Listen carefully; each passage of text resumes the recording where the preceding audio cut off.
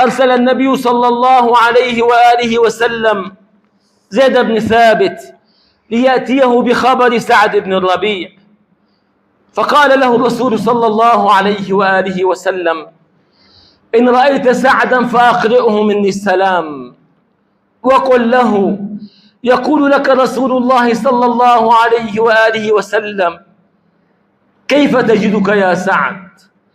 فطاف زيد بين القتلى حتى وجده في آخر رمق وبه نحو 70 ضربة، فقال له زيد: إن رسول الله يقرئك السلام ويقول كيف تجدك؟ فقال سعد: أبلغ رسول الله مني السلام وقل له إني أرى ريح الجنة، وقل لقومي الأنصار: لا عذر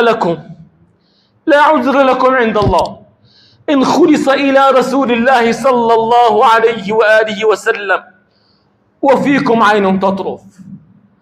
لا خير فيكم إن مس النبي صلى الله عليه وآله وسلم وفيكم عين تطرف. وأنا أقول لكم يا عباد الله، والله لا خير فينا إن مست سنة النبي صلى الله عليه وآله وسلم بسوء وفينا عين تطرف. والله لن تقوم لنا قائمة إلا بالتمسك بسنة النبي صلى الله عليه وآله وسلم.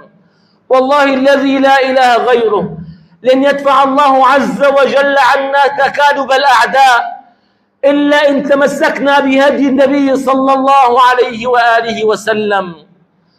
ثم فاضت روحه الطاهرة الشريفة